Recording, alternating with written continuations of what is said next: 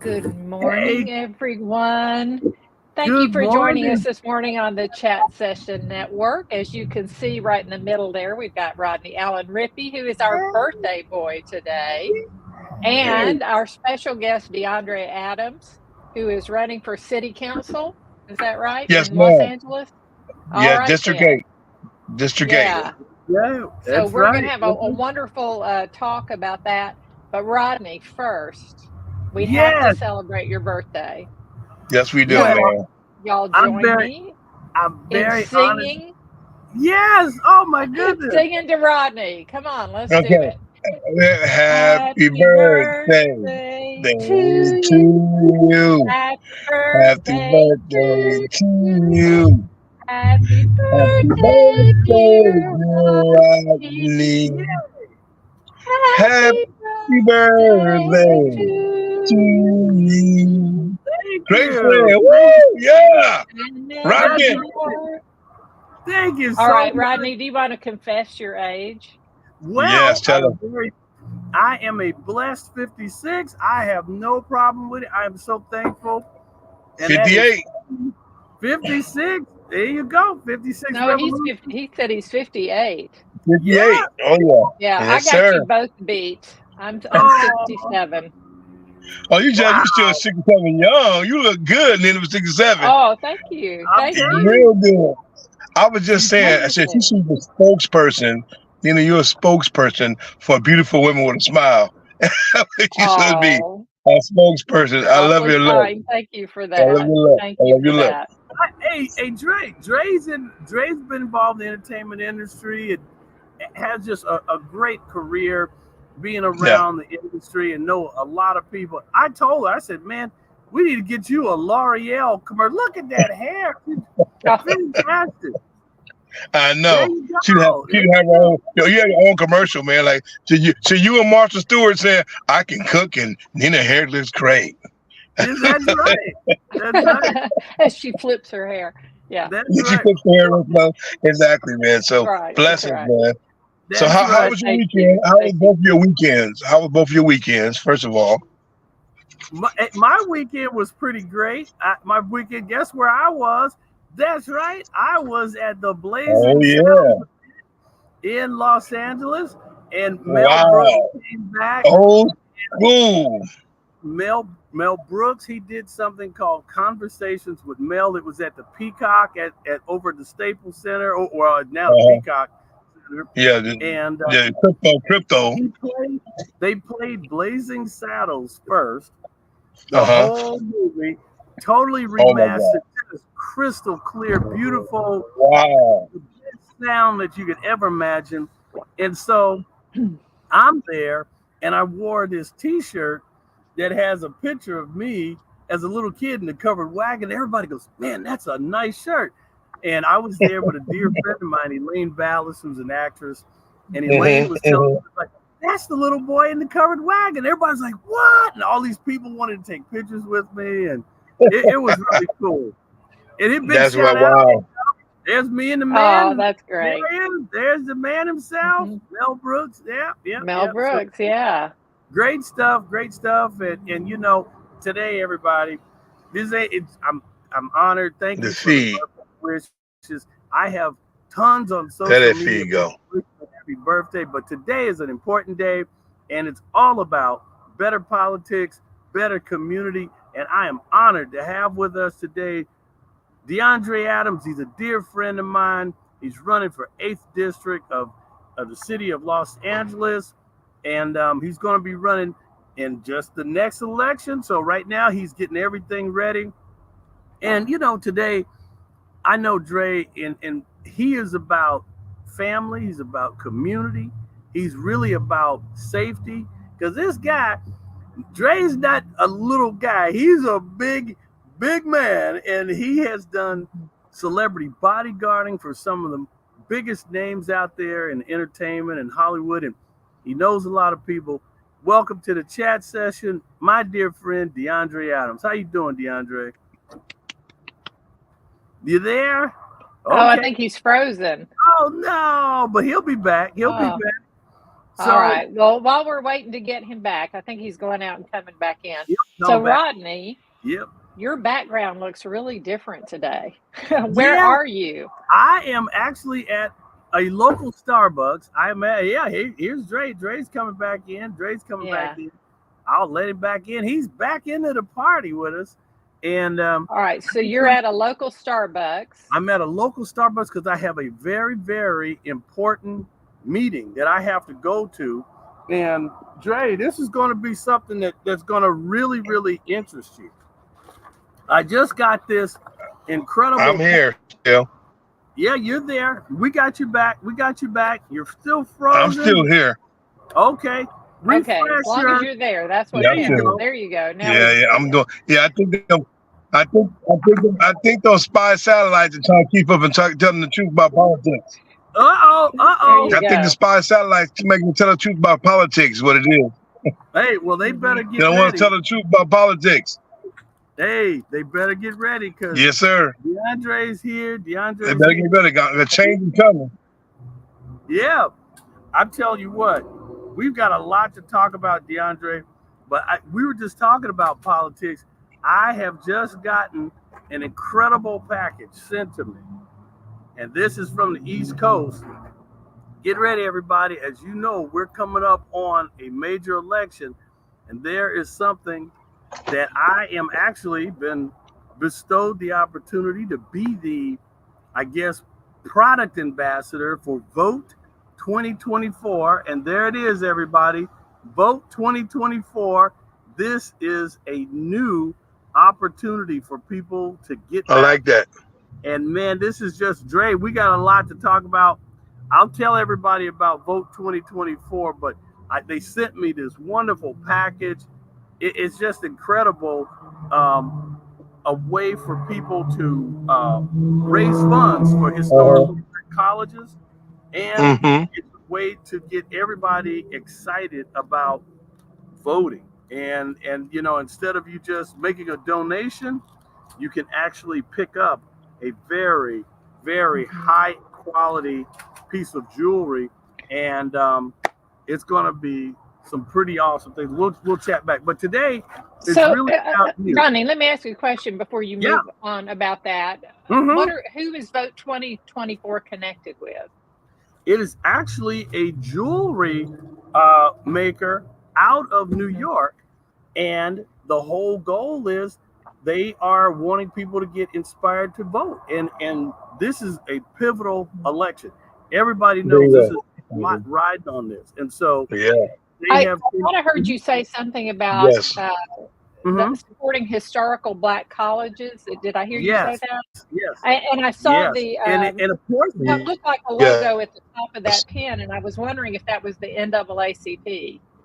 No, it's not NAACP. No? It's actually, it was just a historical look of things that have happened over time. And it's just to get people out there to vote and get people inspired. We'll talk about that. We'll talk about that in detail. But today, Dre, I'm honored to know you, man. And you have been doing some really great things on your own as far as being a producer and things like that. But what has inspired you to go? You know so many different people. What is inspiring you? Yeah, I got bits. You hear me? I'm hearing bits and pieces of what you're saying. Okay, can you hear me now? Yeah, we can hear you. Okay. Are you hearing me? Yes. Yeah. Yes, we do. Dre, so what's inspiring you to get involved in politics, man? Can you hear us, Dre? Uh-oh. I'm hearing you. I'm hearing bits and pieces of it. Okay. What inspired you to get involved in politics? Can you hear us, Dre? Uh-oh. Nina, you there? I think let me see if I can try. Dre, he wants to know what inspired you to get involved in politics. I'm getting bits and pieces of your conversation. So we're apparently we're cutting in and out for him. Uh-oh. Yeah. Well, hopefully, I'm trying. You hear us, I'm Dre? getting bits and pieces what you guys are saying. That's why. Okay. All right. Can you tell us? We can hear you just fine. We So can hear can you you. tell No, I'm us? getting bits and pieces. It seems like Okay. it's repeating. Okay, Dre. Log Yeah. out and come back in. You know what I'm going to do? I think I'm going to drop Dre and have him come back in. Let me see here. Okay. I'm going to see if he's there. I'm going to see if I can bring him back in. You there, Dre? You there? You back in? But Nina, things are today is a wonderful day. Great weather here in Southern California, as you can see. But, you know, we're very excited because there's a lot of great things going on. And hopefully, you there, Dre? Can you hear us? Nina, you got me? I can hear you. Yeah. Yeah. So what? But No, how just was your me. weekend until Dre gets situated here? How was your weekend, Nina?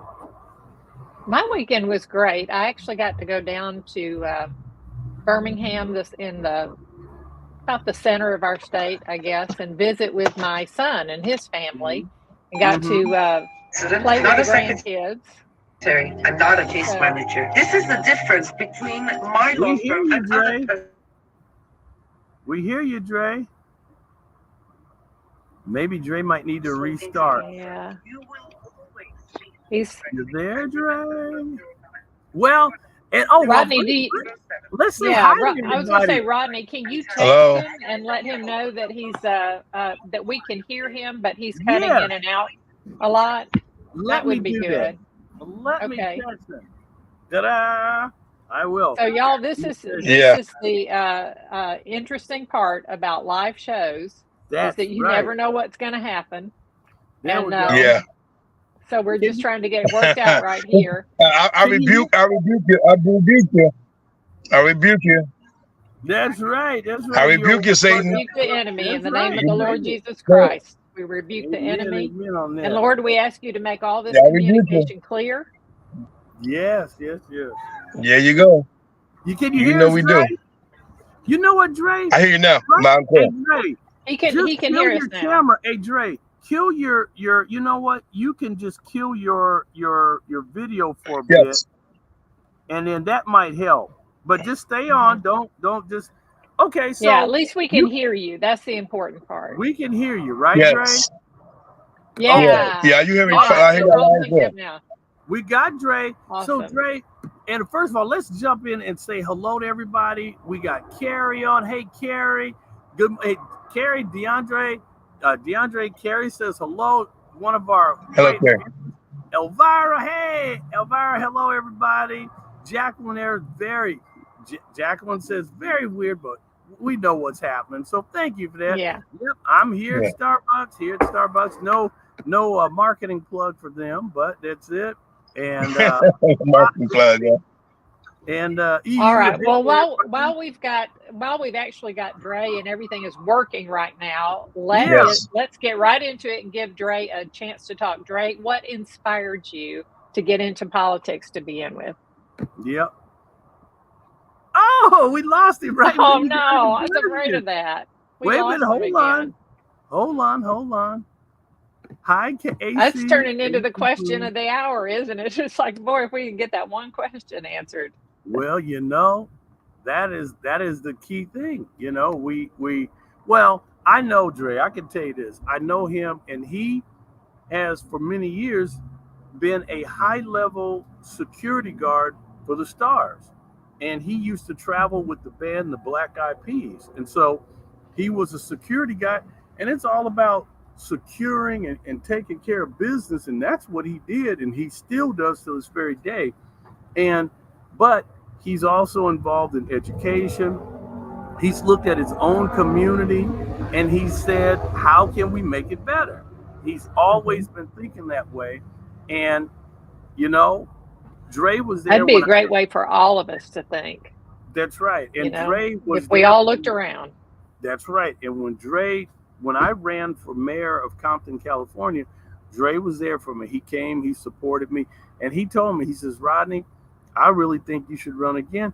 And I was like, whoo, politics is a wild ride because we took, man, going in, I mean, the first time, going into it, you really learn a lot. And I thought that politics was really about pouring your heart out and having a plan. It wasn't just talk. I had a very, very systematic plan of what I wanted to do.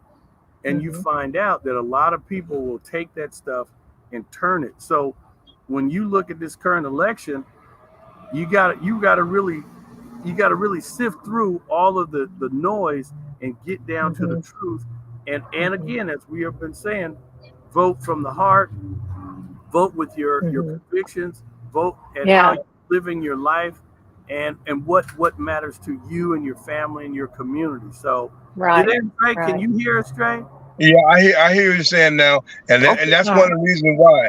That's one reason why I stepped my foot in running for city council, because I had 6 officers pull guns on me at a street takeover one night in L.A.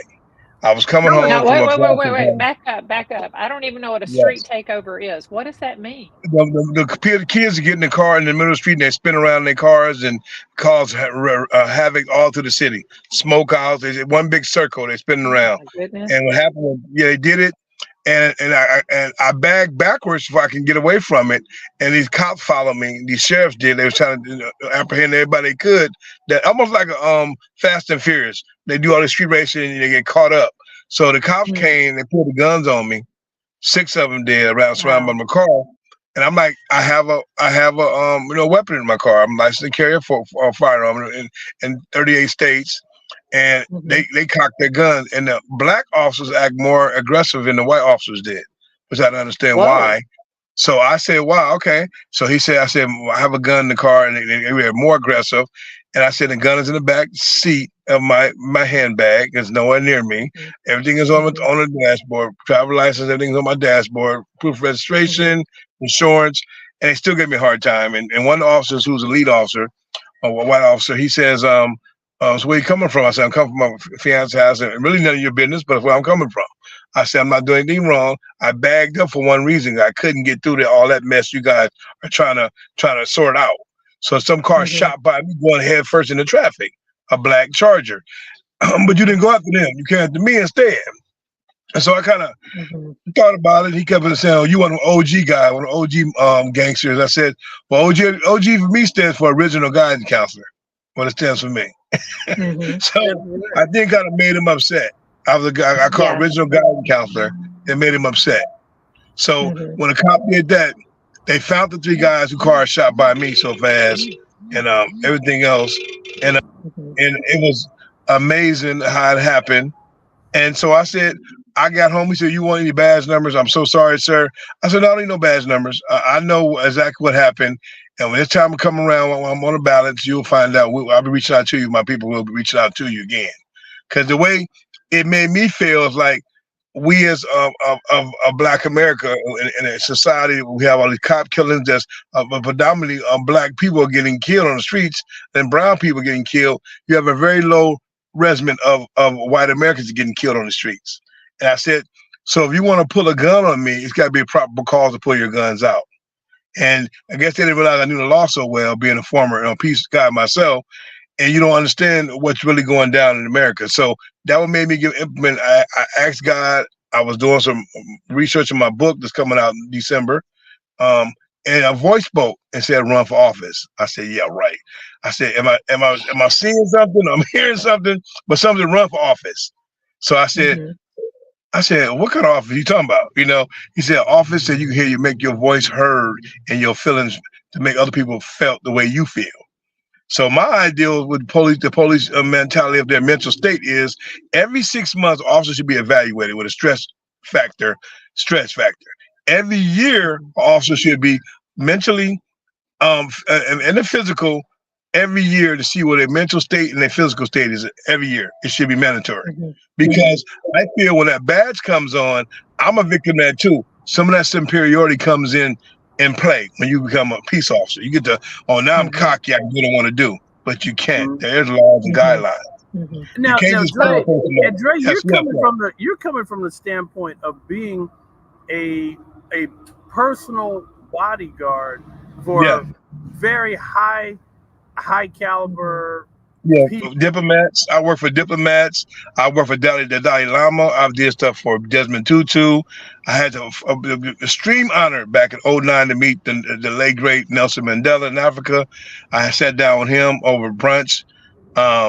It was crazy because I felt as an individual that any man or woman or child on this earth that can live as long as we have should be honored to go anywhere on the place of this earth to see a part of history, to understand where he or she comes from. And you guys know who the Dr. Jane Elliott is. I know you heard her name.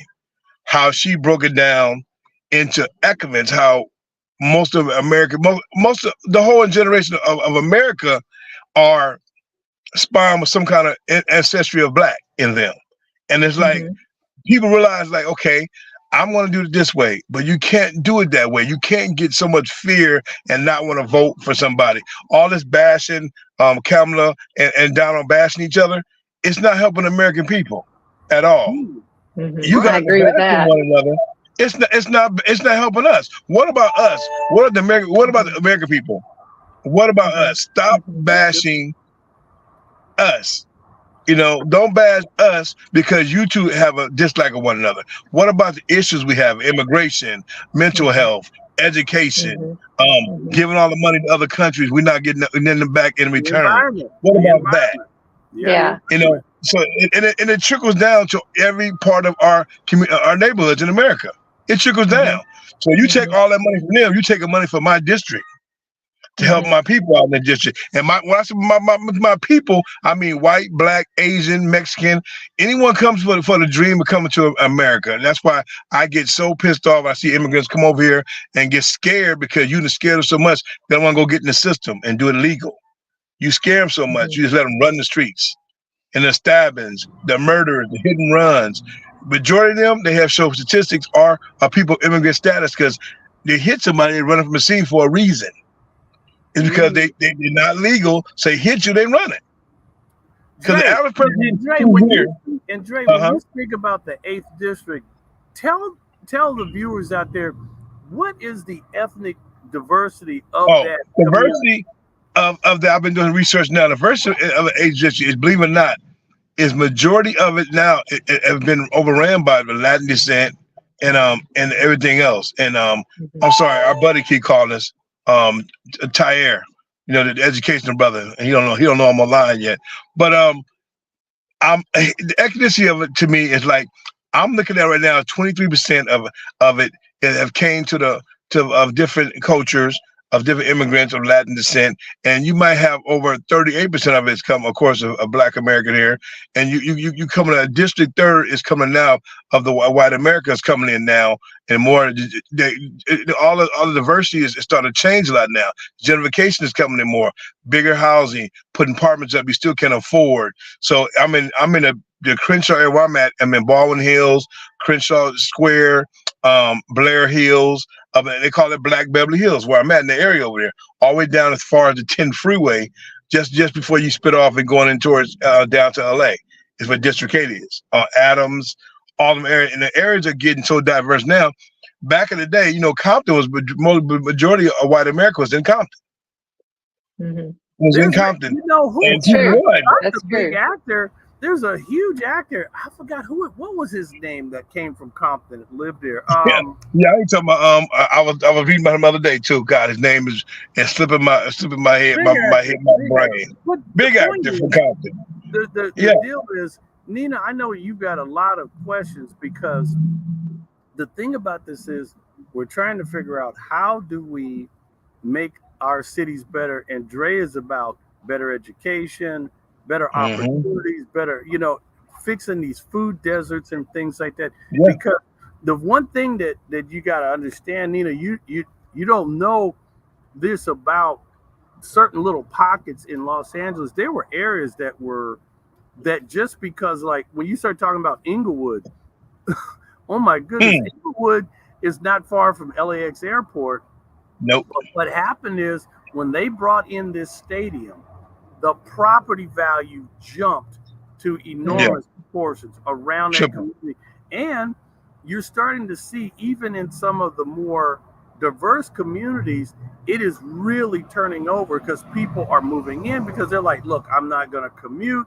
I'm going to move in. So neighborhoods that used to be very, Black. really black communities or Latino, now it's funny because you will go into some black communities out here that are, I mean, like been black for a long time, and you'll see Caucasians walking their dogs and their dogs and speaking everything cordial, and it's a wonderful thing to be able to see this, but how do we also balance the opportunities for housing, fair housing, and education? That's where Dre's coming in. Am I right, Dre? Is that what you're doing? You're definitely right. Because I'm looking at the average person who you building a 100-unit apartment, like my girl was telling about, and I know she's probably on there watching Out Kiss, my fiance.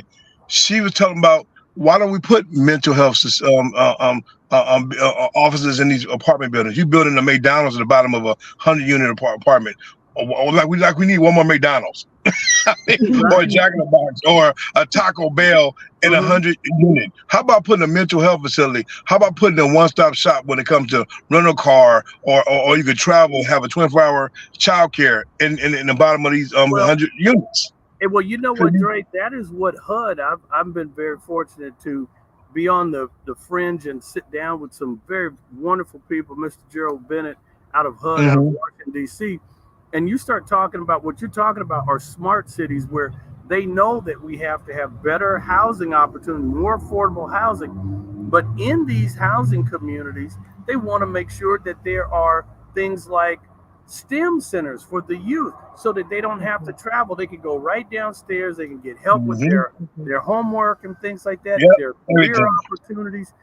These are the type of things that you're talking about. Am I right? Yes, I am. Yes. Yeah, I brought a young man to you other day, Tyre Dorsey, who from Nigeria, who has a arithmetic program, almost like the Hooked on Phonics, and even better. I got a chance to look at it the other night, review it, Nina. Unbelievable, teaching our today's youth the better way of geography, algebra. I was horrible in math, and I still am.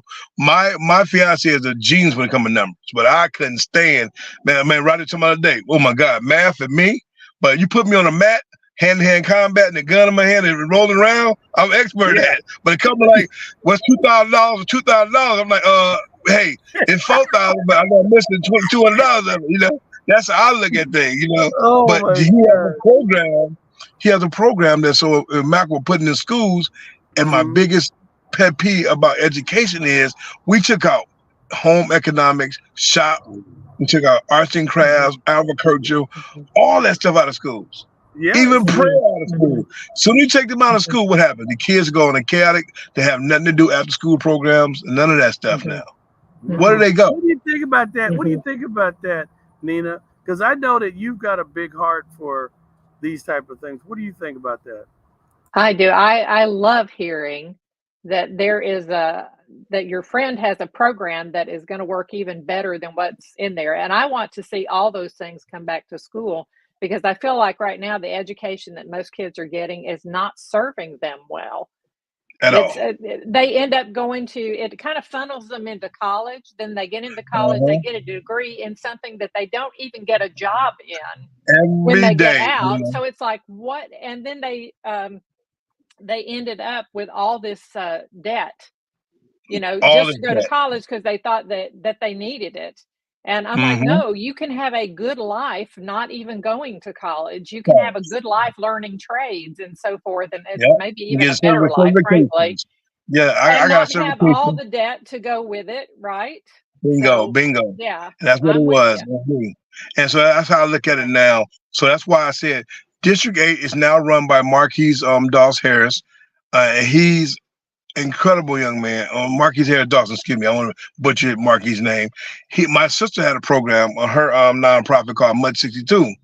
And Riley had been in her house. She makes the best food, and Riley eat her sweet potato pie through all the years, everything.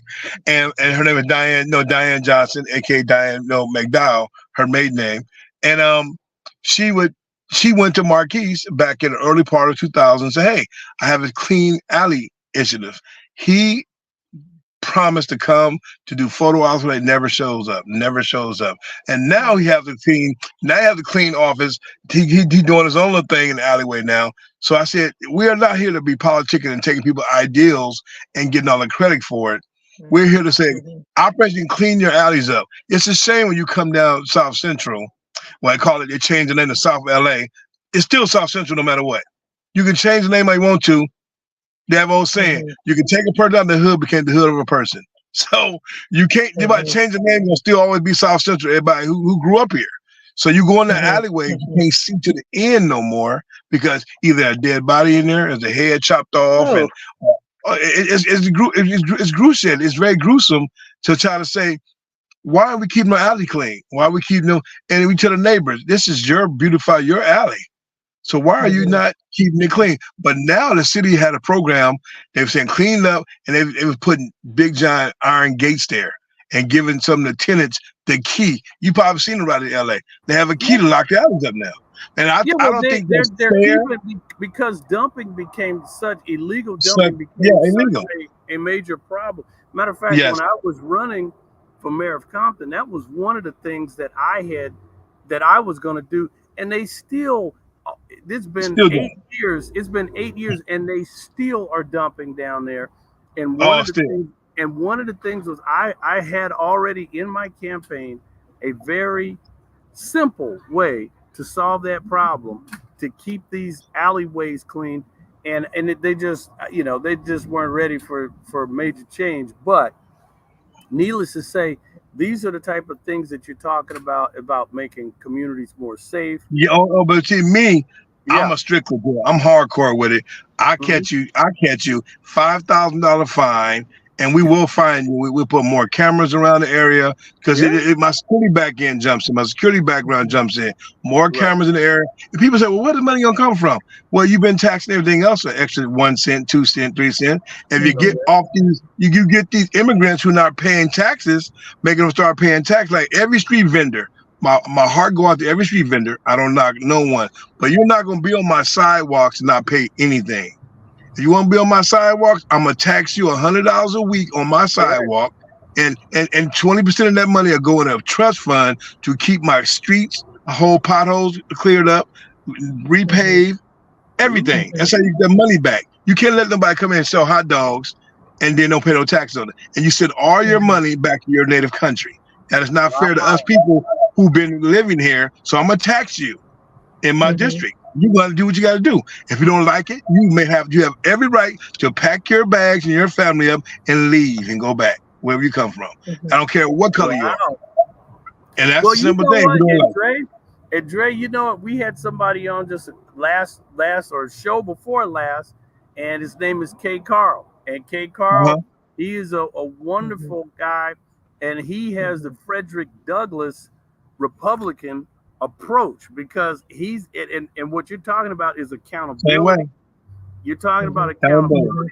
And so there's a lot going on here, and they've got to sift through all this information, making sure everybody reads these ballots.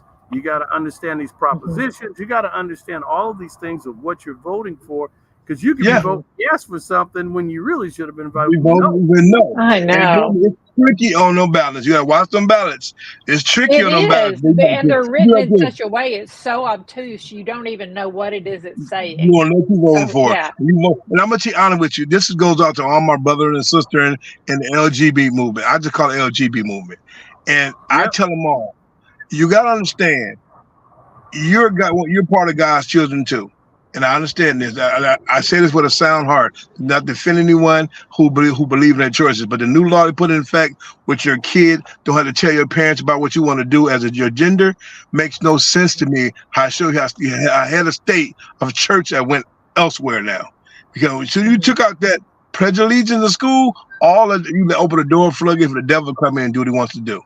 And for you to tell me, if you're living under my roof at a 14-year-old son or daughter, I ain't got to tell my father what my gender want to be, and tell the teacher they had the power to do that. That's when you know we're in the next level of ending times in America. That's why I tell you all the time. So that's what it is. I agree. And Deandre, what was alarming to me about that law was that, if I understood it correctly, now you tell me if I got it wrong, please.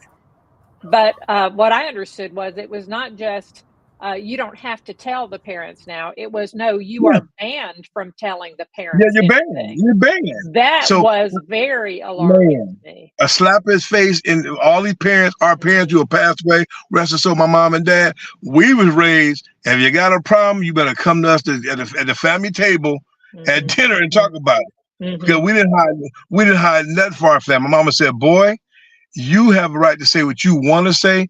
And when you say, my great great grandfather ran with Nat Turner. He's rebellious against Mhm. slaves. So I come from a fighting background of a family. We don't play Mhm. that. My mother never played that. You disrespect her child in the neighborhood, the child in the neighborhood we from. Oh, my mother put a little wig on and she go to school with an apron and she go to work with them principals and teachers. So what are you Mhm. teaching our kids? That's back in the Mhm. 60s and Mhm. 70s. So these Mhm. kids are learning stuff. I got nephews, 7, 8 years old, talking about, Uncle, what's gay? I'm like, what? You actually, I'm like, it means you're happy. What do you think it means? Yeah. And he says, oh, it's two men kissing. I said, where you get that from? It's on the internet. You got a parent who doesn't care about Mhm. what their kid's doing, and you on the internet let the Mhm. kids watch what they want to watch. The parents doing what you want to do. That's the problem we have with our parents, not teaching their kids the liberal right thing of the way life should really be, really be so hardcore. It makes me so angry to see a parent let their kid run wild in the store, and all they do is laugh about it. Your kids Mhm. on the aisle. But DeAndre, I think because you just cut out, so we lost you. But I'm just going to go ahead and say this, and hopefully he'll Go be ahead. coming back in soon. Yeah, you'll be back. Go I ahead. think one of the things that happened is that we got into at least a certain generation where too many parents started thinking, oh, we don't have to be hands on. We don't have to do all this stuff because we can lead that to the school. The school is going to teach those things for us. The school is going to take care of this. And as soon as that was understood that the parents were absolving themselves of the responsibility and letting the school do it, the school, people saw that, took advantage of it, and said, oh, well, then we can teach them what we want and we don't have to tell the Nina, parents anything. And Nina, that really bothers me. I got a question. You know, Sure. I have to tell you. I mean, I I think that I turned out to be pretty well balanced myself, but I have to tell you, I was raised by correction, and now I think parents are really afraid to Mhm. correct their kids simply because these kids can turn on them and say, "Oh, my mom or my dad, you know, I feel this way," and now next thing you know, there's some type of knock on the door. What do you think about Mhm. that? That type of, it's the policing of the parents. Well, I don't think there should be, well, there should be a measure of oversight because we don't want there to be abuse. And children who are suffering abuse don't have anywhere to turn or any way, you know. But let me say, there is not enough responsibility from the parents. And I don't think the government should be intruding too far into people's lives.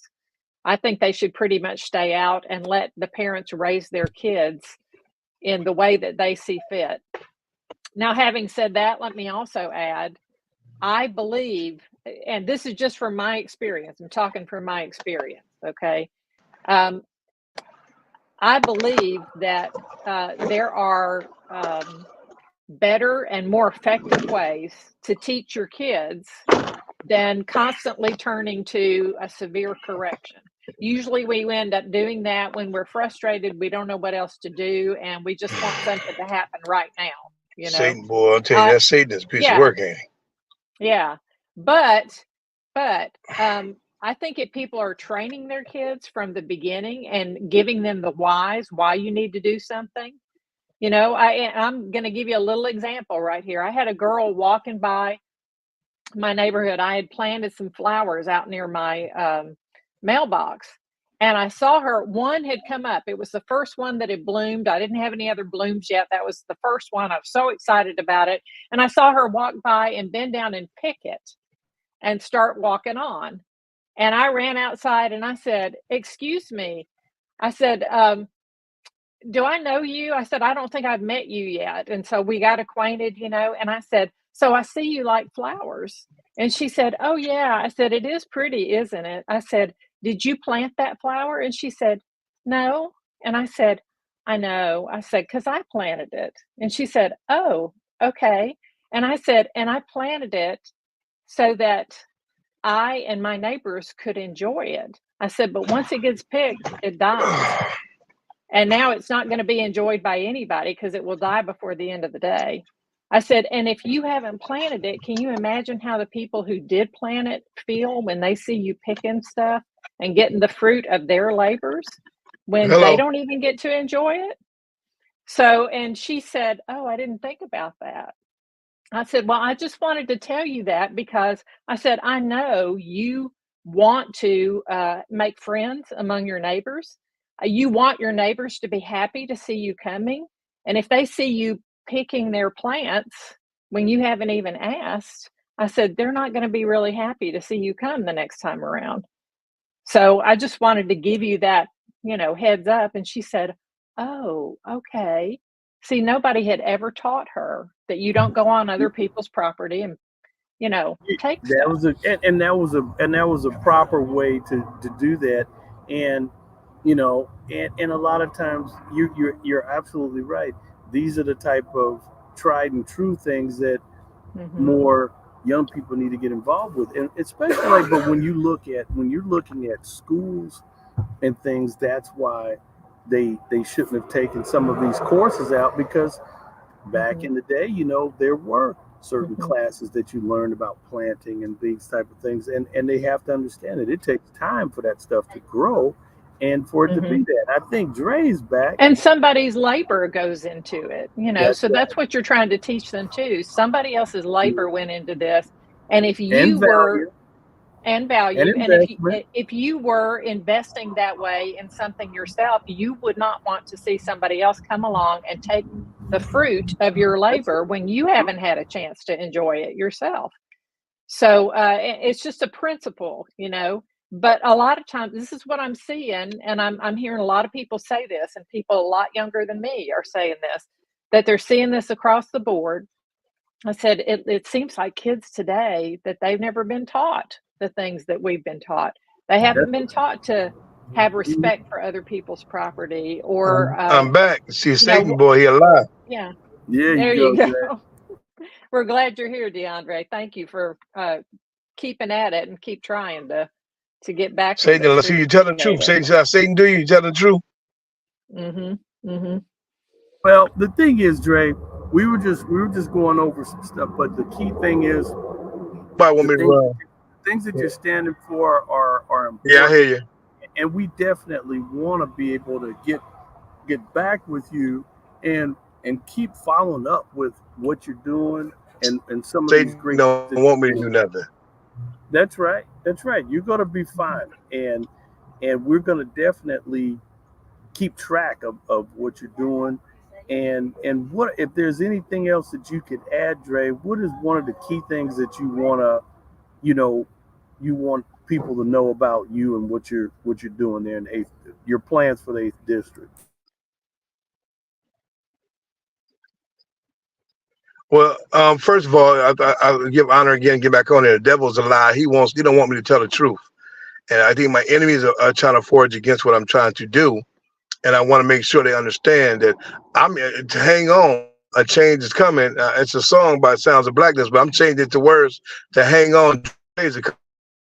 He coming to try to save these people like Noah's Ark when God gave him a command to save your people, just because they need to be saved.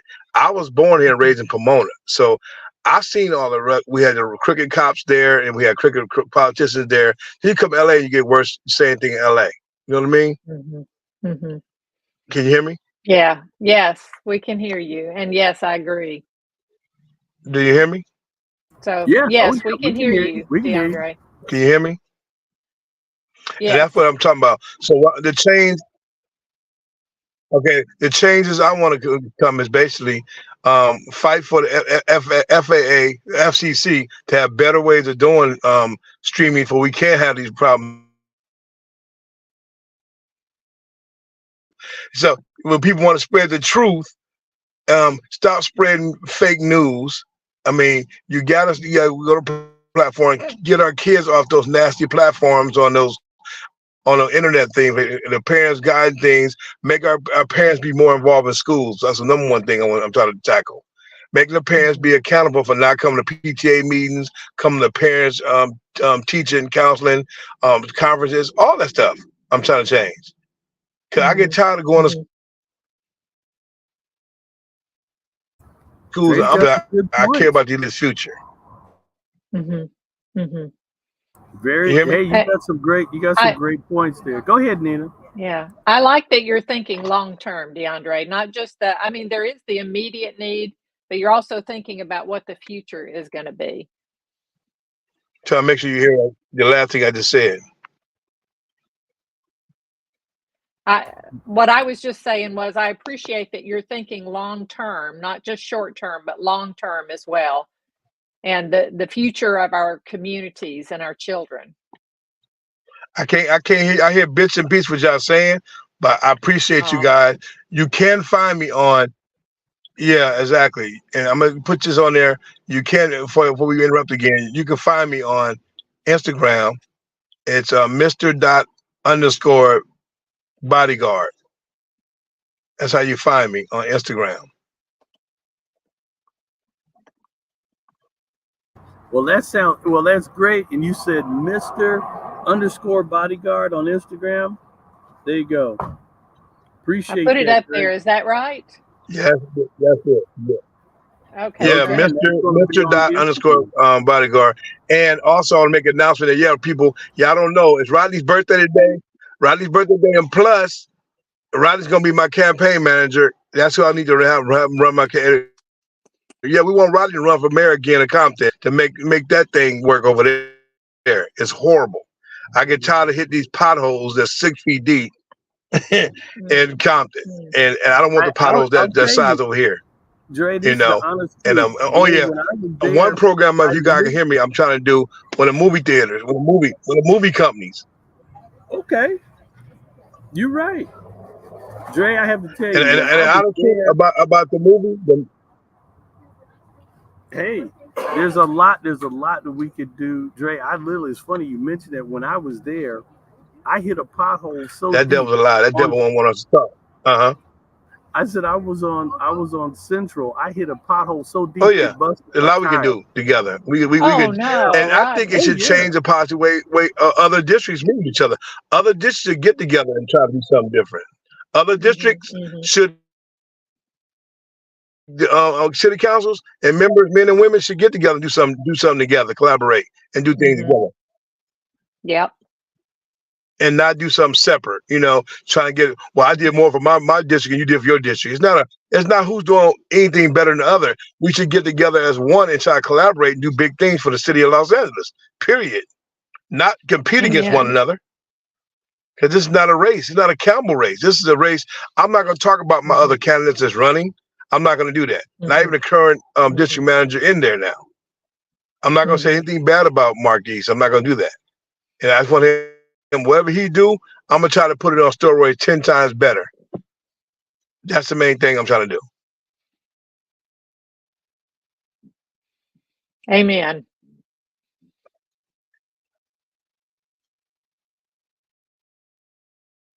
All right, there's his information. I'm not hearing Rodney. Rodney, I think again, Dre, I'm here. I'm back. I just want to say again, everybody, Deandre Adams is running for the 8th District, Los Angeles. Thank you, man, for being on with us, Dre. And we're gonna have you back again, man. We'll definitely have you back again, and continue to keep up the good work.